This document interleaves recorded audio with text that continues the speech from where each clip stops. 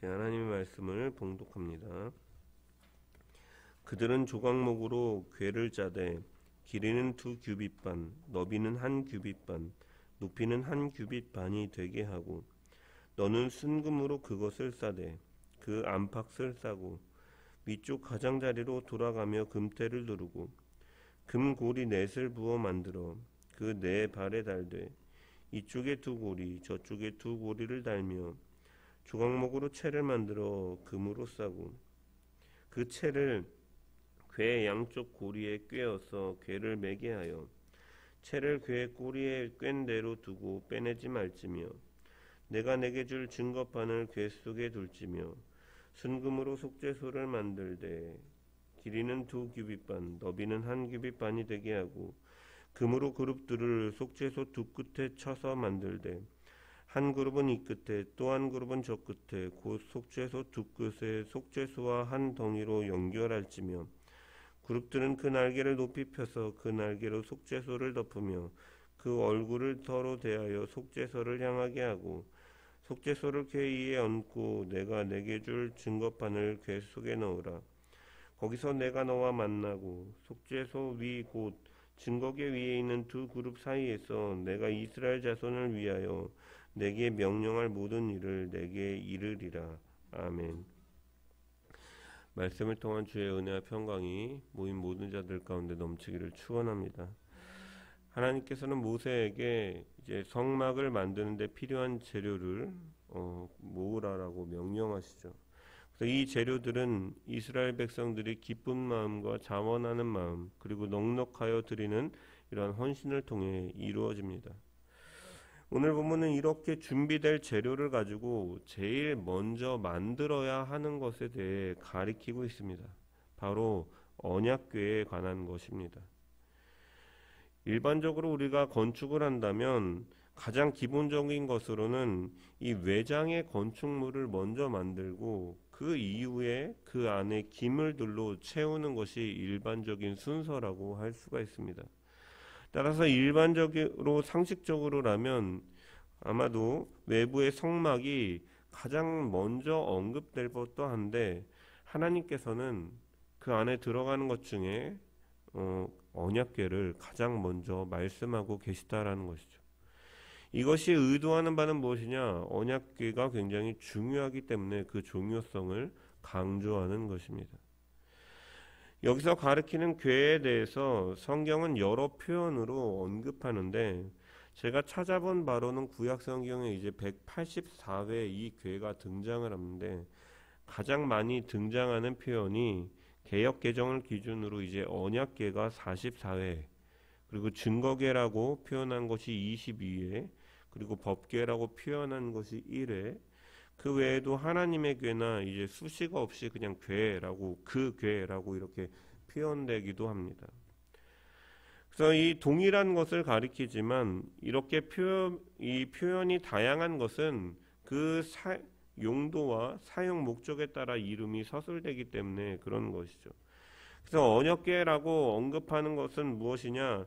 시내산에서 맺은 언약의 증표로 이 십계명을 주셨고 이 십계명을 담고 있는 궤라는 것을 강조하기 위해서 이제 언약궤라고 표현하는 것이고 증거궤라고 표현하는 것은 하나님을 증거하는 말씀으로서 이 십계명을 담고 있는 궤라는 의미로 이제 증거궤라고 그리고 법궤는 하나님의 십계명으로 대표되는 이 율법을 담고 있는 궤라는 의미에서 법궤라고도 표현하고 이 하나님의 궤라고 표현하는 것은 그 법궤 언약궤의 주인이 바로 하나님이시라는 것을 강조하기 위해서 이렇게 여러 가지 표현 방식으로 표현되는 것이죠.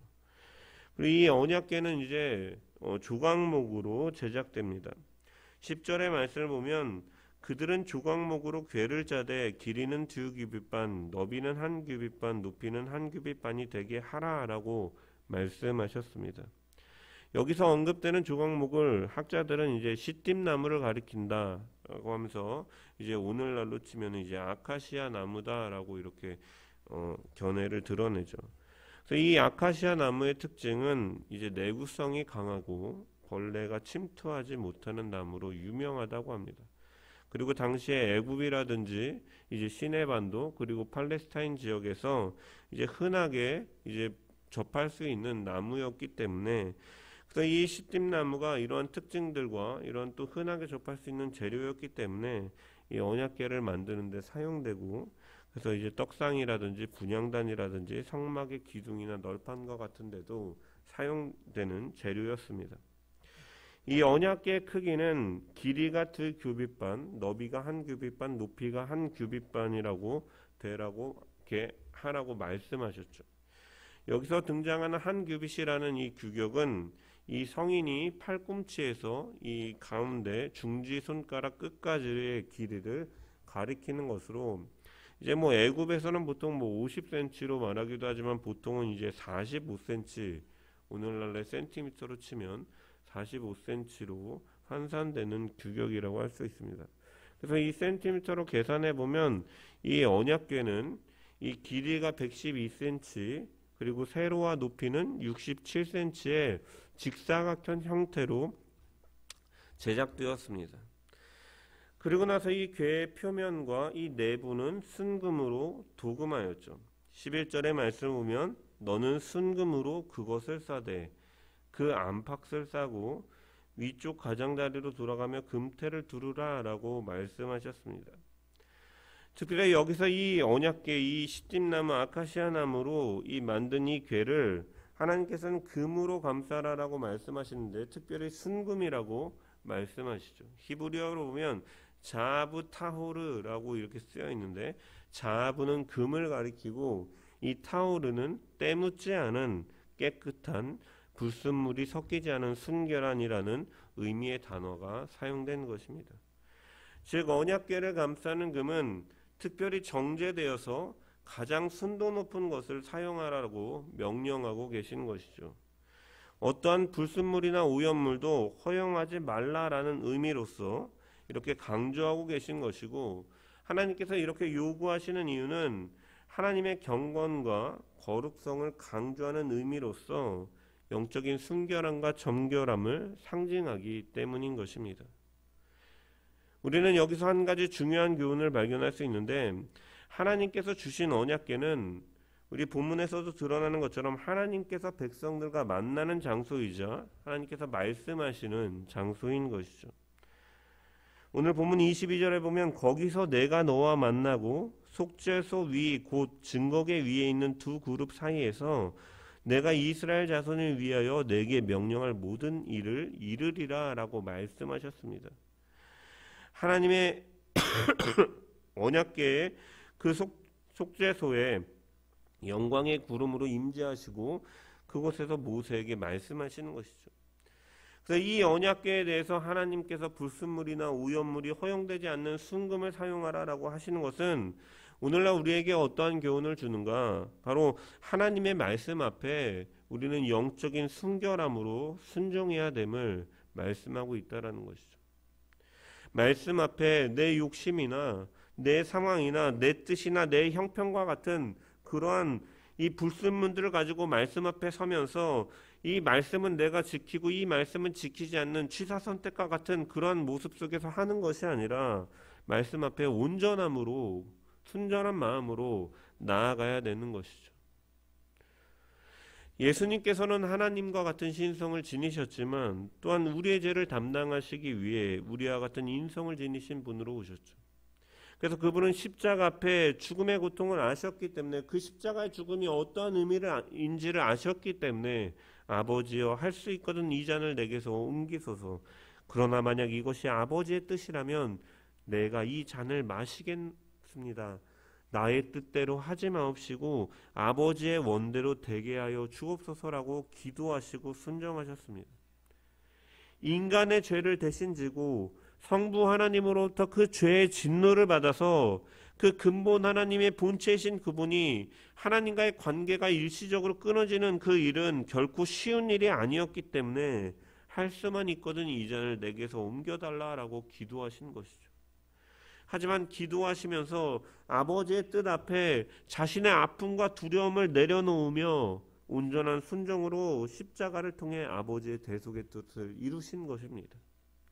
이처럼 말씀 앞에 온전한 순종이라는 것은 내 상황과 환경을 배제하려고 하는 것이 아니라 그 상황 속에서 하나님의 뜻을 발견하고 그 가운데도 그러한 것을 뛰어넘어서 순종함으로 주의 거룩함과 선하심을 나타내며 살라라는 의미로 하나님께서는 우리에게 교훈하여 주고 계신 것입니다.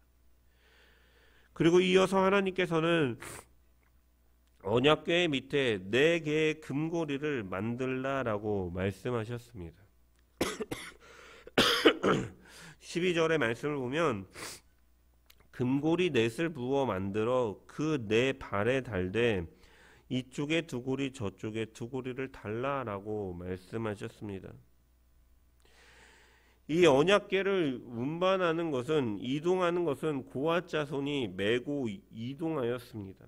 민수기 4장 15절에 보면 진영을 떠날 때 아론과 그의 아들들이 성소와 성소의 모든 기구 덮는 일을 마치거든 고앗 자손들이 와서 맬 것이니라. 그러나 성물은 만지지 말라. 그들이 죽으리라. 회막 물건 중에서 이것들은 고앗 자손이 맬 것이며 라고 말씀하셨습니다. 그래서 이처럼 이 언약궤 아래에 4개의 그 금고리는 이 채를 끼워 놓은 상태로 이동할 수 있도록 제작된 것이죠. 하지만 이 고리가 단순히 이동의 목적만은 아닙니다. 오늘 본문 15절을 보면 채를 궤 고리에 꿰는 대로 두고 빼내지 말지며 라고 명령하셨습니다.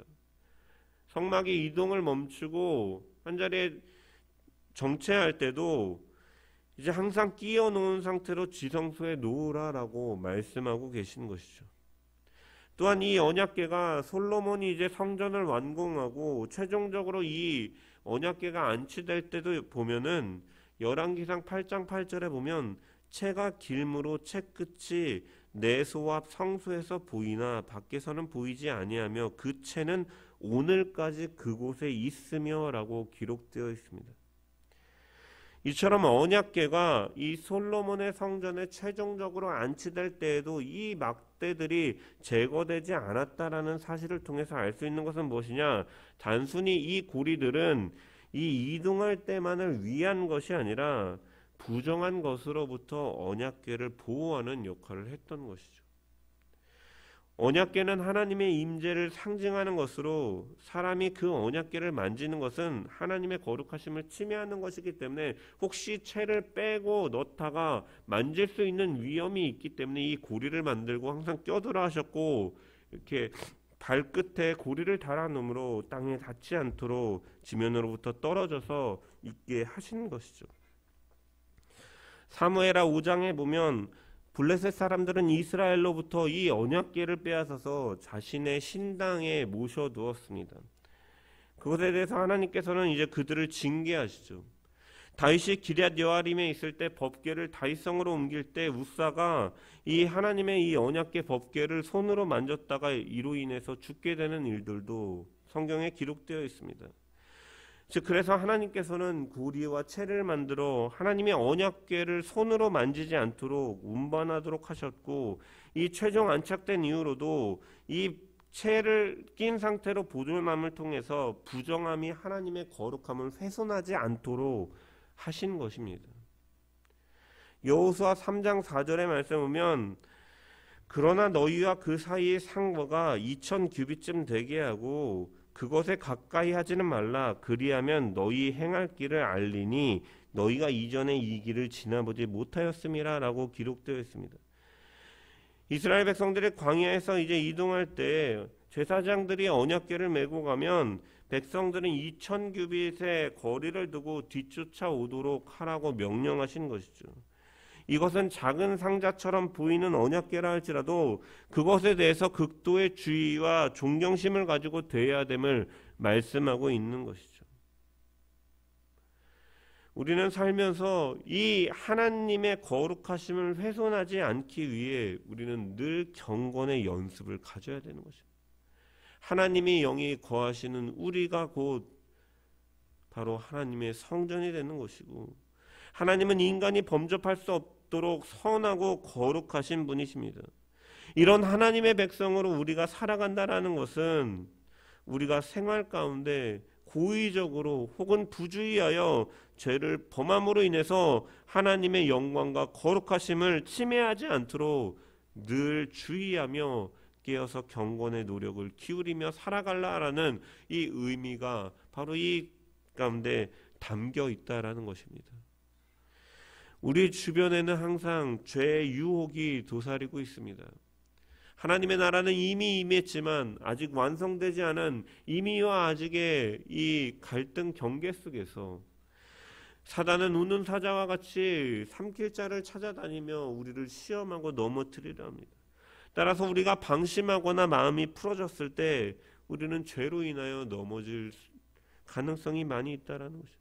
그리고 이를 위해서 우리는 매일의 삶 가운데 거룩한 삶을 위해 경건의 연습을 쉬지 말아야 된다라는 것이죠. 디모데전서 4장 7절에 바울은 망령되고 허탄한 신화를 버리고 경건에 이르도록 내 자신을 연단하라 라고 권면하였습니다. 이 말씀처럼 온전함으로 나아가 내 삶 가운데 하나님의 성령이 거하는 나의 삶이 내가 하나님의 성전이 되어서 하나님의 거룩함과 성결함을 드러내고 나의 부주의함과 부주 중에 짓는 죄로 인하여 하나님의 영광이 가려지지 않도록 우리는 늘 끊임없이 죄를 경계하고 죄를 미워하고 성령의 도우심 속에서 죄와 싸워 승리하는 삶을 살아가는 저와 여러분 되시기를 주님의 이름으로 간절히 축원합니다. 우리는 살면서 하나님의 거룩하심을 훼손하지 않기 위해 늘 경건의 연습을 가져야 됩니다. 우리는 그러한 성도로서 거룩히 구별된 백성으로 세상 가운데 살아가지만 세상 가운데 속하지 않은 자로서 하나님의 영광을 드러내는 거룩한 주의 백성 되는 우리 모두가 되기를 주님의 이름으로 간절히 축원합니다. 이어지는 본문 17절부터 21절까지는 이제 속죄소에 대해서 말씀하고 계십니다. 속죄소는 무엇인가? 바로 언약궤를 덮는, 쉽게 말하는 뚜껑과 같은 것으로 하나님께서 임재하시고 은혜를 베푸시는 자리라고 해서 시온소라고 불리기도 합니다. 이 속죄소의 양끝에는 금으로 그룹 둘을 만들어서 날개로 속죄소를 덮고 그 얼굴은 아래쪽으로 향하게 두었습니다.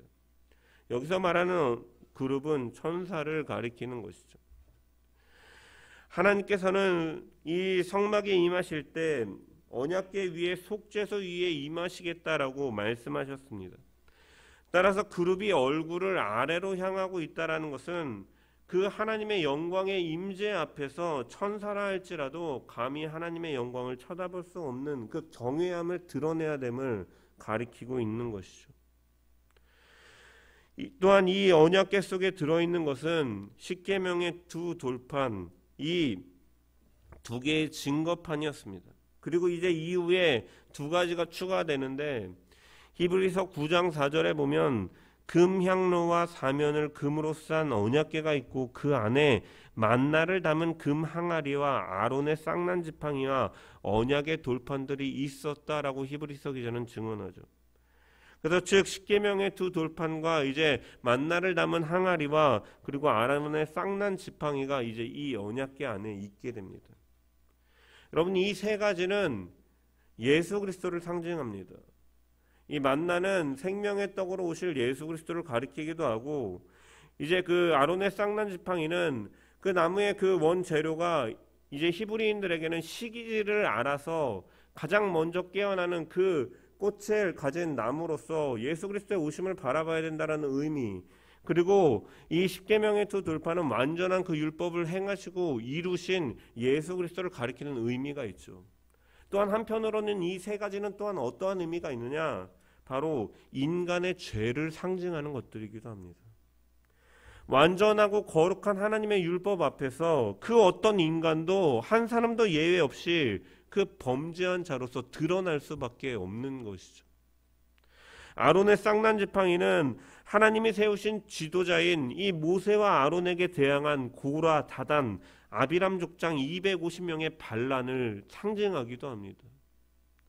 또한 만나는 무엇입니까? 이스라엘 백성들이 40년간 광야 생활을 하면서 먹고 살았던 것으로 하나님의 보호와 인도하심을 의미하기도 하지만, 한편으로는 만나를 대하면서 그들은 항상 뭐라고 말했습니까? 내가 만나만 먹어서 기력이 쇠하여 가지고 기운이 없다, 고기를 먹고 싶다, 불평의 대상이기도 했던 것이죠.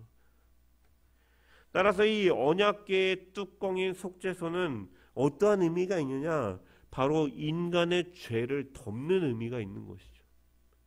인간의 죄를 덮고 하나님의 임재가 그 위에 임할 수 있도록 하는 것을 가리킨다라는 것이에요. 그래서 속죄소라는 이름 자체가 히브리어 카파르라는 단어에서 유래가 되었는데, 이 카파르라는 단어가 이 덮는다라는 의미를 가지고 있고, 그래서 상징적으로 이 단어가 속죄하다, 용서하다라는 의미로 해석되는 단어입니다.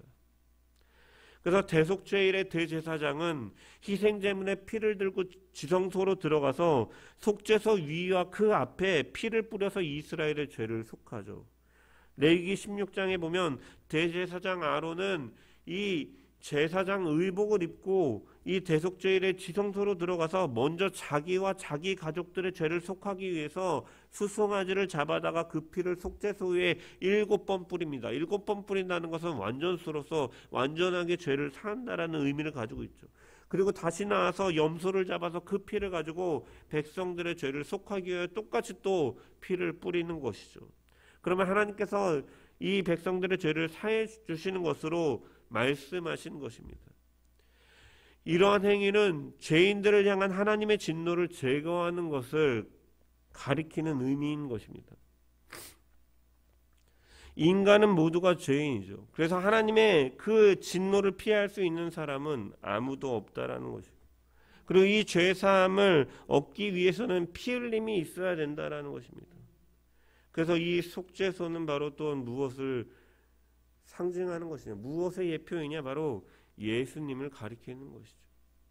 예수님께서는 십자가에 달려 죽으시고 이 십자가의 모진 고난을 감당하시며 물과 피를 다 쏟으셨습니다. 그것은 무엇이냐? 자신의 피로 하나님의 택한 백성들을 향한 모든 진노를 없애주시기 위함인 것이죠.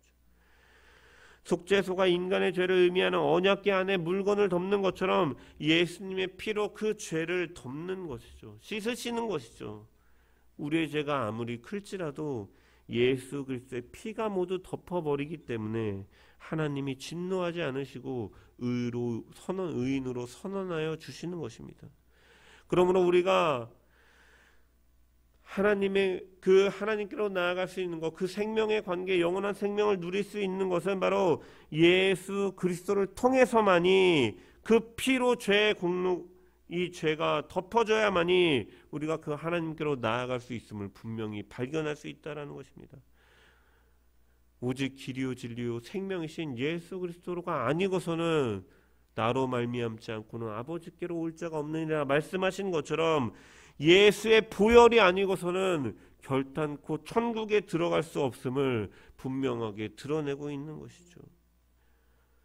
예수님께서 십자가에서 못 박혀 죽으시던 그 순간, 성소와 지성소를 가로막고 있던 성전의 휘장이 위로부터 아래로 찢어짐을 통해서 대제사장만 정해진 날에 들어가는 것이 아니라 이제 누구든지 들어가서 주님을 만날 수가 있으며, 주님과의 그 만남과 그 고백과 교제와 감사와 찬송을 통해서 하나님의 영광을 드러낼 수 있도록 하나님은 이제 믿음을 통하여, 예수 그리스도를 믿는 믿음을 통하여 이 일들을 행하시도록 그 기적을 행하신 것이죠.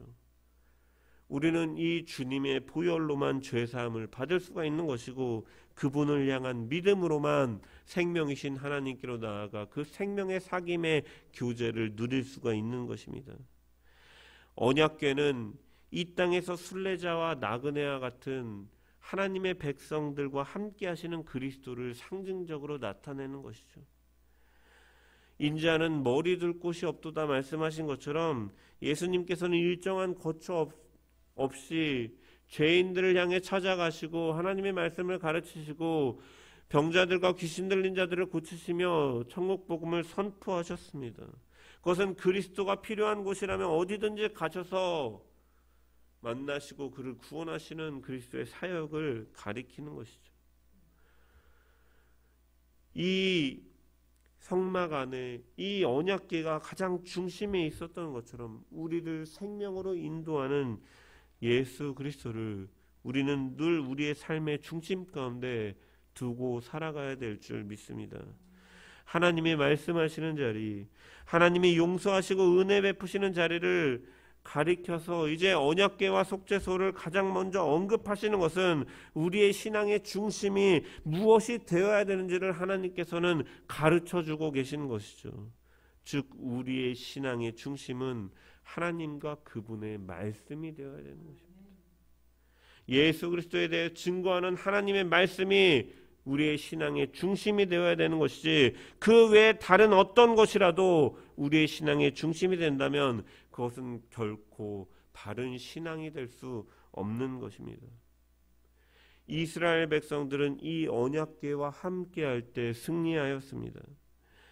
철옹성과 같은 여리고성을 무너뜨릴 때 하나님의 명령을 따라 제사장들이 7 양각 나팔을 잡고 여호와의 언약궤 앞에서 나팔을 불고 백성들은 언약궤를 쫓아 그 뒤를 하루에 한 바퀴씩 6일을 돌았고 마지막 7일째는 7바퀴를 도른 후에 백성들이 여호수아의 명령에 따라 여호와께서 여리고성을 우리에게 주셨다라고 외쳤을 때 여리고성은 순식간에 와르르 무너지는 하나님의 역사를 바라보게 되는 것이죠. 하지만 우리가 착각하지 말아야 될 것은 언약궤 자체가 어떠한 신비로운 능력이나 초월적인 힘을 가져서 승리를 가져다 주는 것은 아니었다라는 것이죠. 사무엘상 4장에 보면 이스라엘과 블레셋이 전쟁을 벌이는데 이제 먼저 이스라엘 백성들이 블레셋 사람 앞에서 패하여서 이스라엘 군사 4,000명의 가량이 죽임을 당하게 됩니다. 이 패배한 이스라엘 백성들은 이 패배의 충격에 빠져서 왜 우리가 졌는가, 자신들의 부패한 심성과 죄악으로 인해서 패배한 것을 깨닫지 못하고 하나님의 법궤가 우리 가운데 없기 때문에 패배하였다라고 생각하여서 실로에 있는 하나님의 그 법궤를 가져와서 우리가 승리를 거두자라고 생각하고 언약궤를 전쟁터로 가져오게 됩니다. 하지만 언약궤를 가져온 이후에 2차 전쟁에서도 이스라엘 백성들은 완전히 패배하였고 블레셋에게 이 법궤를 빼앗기고 마는 것이죠.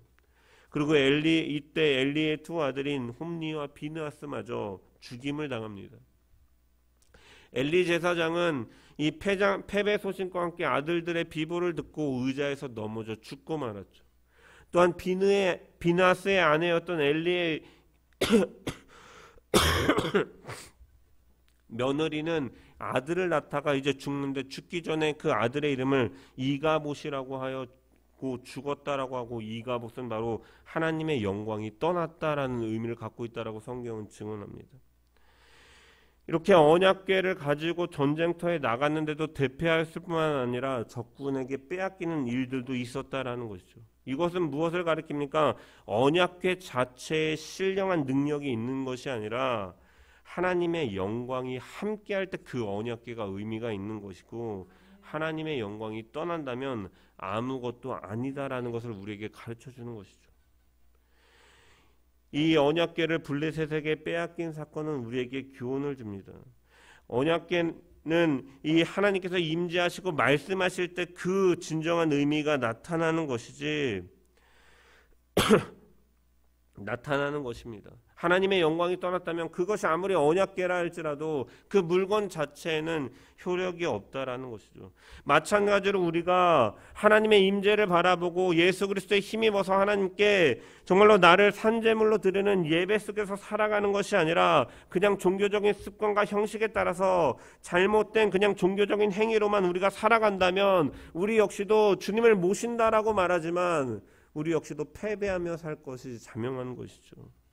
오늘날 많은 신앙인들이 우리의 믿음의 참 실체이신 그리스도와 하나님을 신뢰하기보다는 십자가 자체가 우상화되어 버리거나 이스라엘 백성들이 눈앞에 보였던 언약궤를 하나님으로 여기고 더 신뢰한 것처럼 자신들이 다니는 브랜딩된 교회의 이름 혹은 예배당 건물을 신성시하고 성도 수를 교회의 자랑으로 여기며 그 안에 자신들의 멤버십으로 속해 있다라는 것이 자신들의 영광으로 승리의 어떠한 증표로 생각하면서 신앙생활하는 경우가 허다하지만, 하나님의 영광이 떠난다면 그것이 아무리 화려한 예배당이라 할지라도, 많은 수가 모여 있다 할지라도 그것은 의미 없는 것에 불과하다라는 것이죠. 우리가 아무리 수백 번 수천 번 예배를 드린다 할지라도 신령과 진정으로 예배를 드리지 않고 그저 허례허식 속에서 그냥 외식하는 바리새인들과 같이 종교적인 행위로만 우리가 한 그 예배자의 모습으로만 나아간다면 그것은 사실은 아무 의미가 없는 것이고, 그 안에 하나님의 영광이 있을 때, 그 가운데서 말씀하실 때 의미가 있는 것처럼, 우리가 예수 그리스도가 정말로 그 언약궤의 실체인 예수 그리스도가 우리의 중심이 될 때, 하나님의 능력의 역사, 승리의 역사가 우리의 삶 속에서 또한 교회 가운데서 승리와 영광이 되어 나타날 줄 믿습니다. 이 역사가 저와 여러분의 10년 가운데 세워진 그 언약궤인 예수 그리스도를 통하여 영원토록 나타나기를 주님의 이름으로 간절히 축원합니다.